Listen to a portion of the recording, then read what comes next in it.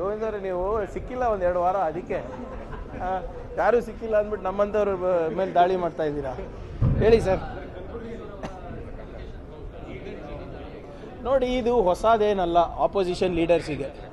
ಇದು ಮೊದಲನೇ ಸರಿನೂ ಆಗ್ತಾ ಇಲ್ಲ. ಕಳೆದ 10 ವರ್ಷದಲ್ಲಿ ITED ಅವರ ಅಂಕಿಅಂಶಗಳ ಪ್ರಕಾರ ಆಪೋಸಿಷನ್ ಲೀಡರ್ಸ್ ಮೇಲೆ ಟೋಟಲಿ 193 ರೇಟ್ ಆಗಿದೆ. 193 ಕೇಸಸ್ ಹಾಕಿದ್ದಾರೆ. ಕನ್ವಿಕ್ಷನ್ ರೇಟು ಬರೀ 2. ಇದು ನನ್ನ ಅಂಕಿಅಂಶಗಳಲ್ಲ. ಪಾರ್ಲಿಮೆಂಟ್ನಲ್ಲಿ ಮಿನಿಸ್ಟರ್ಸ್, BJP ಮಿನಿಸ್ಟರ್ ಕೊಟ್ಟಂಥ ಅಂಕಿಅಂಶಗಳು. ಆಪೋಸಿಷನ್ ಲೀಡರ್ಸ್ ಮೇಲೆ 193 ಕೇಸಸ್ ಆಗಿದೆ. ಅದರಲ್ಲಿ ಬರೀ 2 ಕನ್ವಿಕ್ಷನ್ ಮಾತ್ರ ಆಗಿರೋದು. ಅಂದರೆ ಇದು ರಾಜಕೀಯ ದುರುದ್ದೇಶದಿಂದನೇ ಆಗ್ತಾ ಇರೋದಂತ ಭಾಳ ಸ್ಪಷ್ಟವಾಗಿ ಕಾಣಿಸ್ತಾ ಇದೆ ಅಲ್ಲ. ಯಾವುದಾದ್ರೂ ಒಂದು ಕೇಸನ್ನು ಲಾಜಿಕಲ್ ಎಂಡಿಗೆ ITED ಅವರು ಕಳೆದ 11 ವರ್ಷದಲ್ಲಿ ತಗೊಂಡು ಹೋಗಿದ್ದಾರಾ? ದಯವಿಟ್ಟು ಗಮನಿಸಬೇಕು ತಾವು.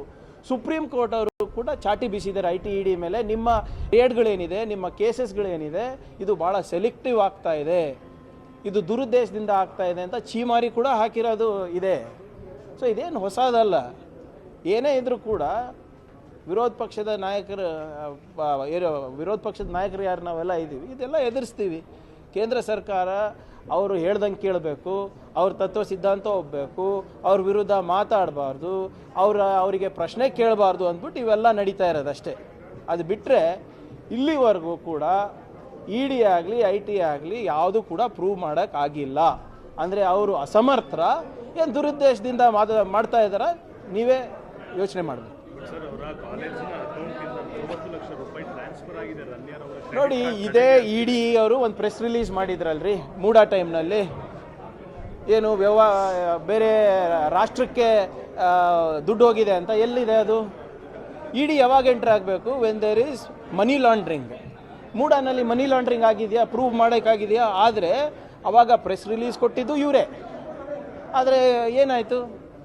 ED ಅವರಿಗೆ ಏನಾದರೂ ನಿಜವಾಗ್ಲೂ ಇದ್ದರೆ ಬಹಿರಂಗವಾಗಿ ಒಂದು ಪತ್ರಿಕಾಗೋಷ್ಠಿ ಮಾಡಿಬಿಡ್ಲಿ. ಸುಮ್ಮನೆ ಸೆಲೆಕ್ಟಿವ್ ಲೀಕ್ ಮಾಡೋದ್ರಲ್ಲಿ ಏನರ್ಥ? ನೋಡಿ, ರಣ್ಯಾ ರಾವ್ ಕೇಸ್ನಲ್ಲಿ ಪದೇ ಪದೇ ಗೋಲ್ಡ್ ಸ್ಮಗ್ಲಿಂಗ್ ಅಂತ ಹೇಳ್ತಾ ಇದ್ದಾರಲ್ವಾ ರೀ. ಕಸ್ಟಮ್ಸ್ ಕಾಯೋ ಕೆಲಸ ಯಾರ್ದು? ಪರಮೇಶ್ವರ್ ಅವ್ರದಾ? ಸ್ಟೇಟ್ ಹೋಮ್ ಡಿಪಾರ್ಟ್ಮೆಂಟ್ದಾ? ಸೆಂಟ್ರಲ್ ಗೌರ್ಮೆಂಟ್ದು ತಾನೆ.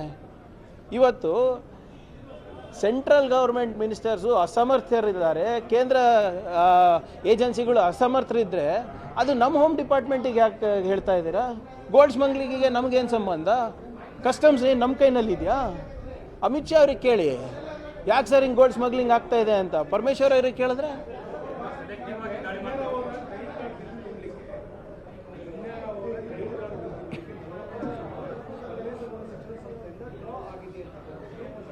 ನೋಡಿ, ಏನೇ ಇರಲಿ, ಇಟ್ಸ್ ಎ ಟ್ರಾನ್ಸಾಕ್ಷನ್ ಅಲ್ಲ.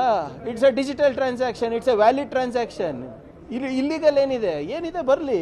ಈಗ ಭಾಳ ಸ್ಪಷ್ಟವಾಗಿ ಹೋಮ್ ಮಿನಿಸ್ಟರ್ ಅವರು ಕೂಡ ಹೇಳಿದೆ, ತನಿಖೆ ನಾವು ನಡೀತಾ ಇದೆ, ನಡೀಲಿ ಅಂತ. ಹಿಂದೇಟ್ ಹಾಕೋದೇನಿದೆ? ಈಗ ನಿಮ್ಮ ಕ್ರೆಡಿಟ್ ಕಾರ್ಡ್ ಬಿಲ್ ಕೊಡಬೇಕಾದ್ರೆ ನಾನು ಕ್ಯಾಶ್ ಕೊಟ್ಟಿದ್ದೀನ? ಇಲ್ಲ. ಅದು ಇಟ್ಸ್ ಅ ವೆರಿಫೈಯಬಲ್ ಟ್ರಾನ್ಸಾಕ್ಷನ್ ತಾನೆ. ಆಗಲಿ ತನಿಖೆ. ಹೂ ಸೇಯಿಂಗ್ ನೋ? BJP ಅವರು ನಿಜವಾಗ್ಲೂ ಆತ್ಮೀಯತೆ ಬಗ್ಗೆ ಮಾತಾಡಬೇಕು ಅಂದರೆ ಯಾಕಿನ್ನ ಮುನಿರತ್ನವ್ರಿಗೆ ಇಟ್ಕೊಂಡಿದ್ದಾರೆ? ಜಾತಿ ನಿಂದನೆ ಮಾಡಿದವರಿಗೆ, ರೇಪ್ ಮಾಡಿದವರಿಗೆ, ಗ್ಯಾಂಗ್ ರೇಪ್ ಮಾಡಿದವರಿಗೆ, ಪ್ರಚೋದನೆ ಕೊಟ್ಟವರಿಗೆ ಯಾಕಿನ್ನ ಇಟ್ಕೊಂಡಿದ್ದಾರೆ? ಇವ್ರಿಗೆ ಏನಾದರೂ ನೈತಿಕತೆ ಇದೆ ಏನ್ರಿ? ಇವರಿಗೆ ನಾಚಿಕೆ ಬರಬೇಕು BJP ಅವರಿಗೆ. ಯಾರ್ಯಾರು ಏನೇನು ಮಾಡಿದ್ದಾರೆ ಬೇಕಾದರೆ ಕುತ್ಕೊಂಡು ಡಿಸ್ಕಸ್ ಮಾಡೋಣ ಅಂತೆ. ಯಾವುದು? ನೋಡಿ, ಆರೋಪ ಮಾಡೋದು ಬೇರೆ, ಪ್ರೂವ್ ಆಗಿರೋದು ಬೇರೆ. ಪ್ರೂವ್ ಆಗಿದೆಯಲ್ಲ ಸರ್, ಇದು FIR ಆಗಿದೆ, ಎಲ್ಲನೂ ಆಗಿದೆ, FSL ರಿಪೋರ್ಟ್ ಬಂದಿದೆ. ನೋಡಿ, ವಾಟ್ ಎವರ್ ಇಟ್ ಈಸ್, ಯಾವುದು ಪ್ರೂವ್ ಆಗಿಲ್ಲ. ನೀವು ಇವ್ರು ಹೇಳಿದ್ರಲ್ಲ BJP ಅವ್ರ ಆತ್ಮೀಯತೆ ಬಗ್ಗೆ, ಫಸ್ಟ್ ಅವ್ರು ಹೇಳಲಿ. ಅವ್ರು ತಾನೇ ನಮ್ಮ ಏನು ಕಲ್ಚರ್ನ ಕಾಪಾಡ್ತಾ ಇರೋರು.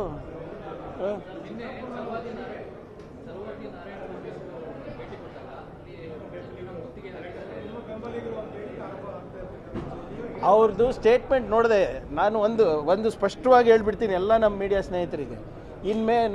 ಇನ್ಮೇಲಿಂದ ಅವ್ರು ಹೇಳೋದಕ್ಕೆ ನಾನು ರಿಯಾಕ್ಟ್ ಮಾಡೋದಿಲ್ಲ. ಯಾಕಂದರೆ ಅವರು ಒಂದು ಚಾಲೆಂಜ್ ಹಾಕಿದರು, ನಾನು ದಾಖಲೆಗಳು ಕೊಟ್ಟೆ.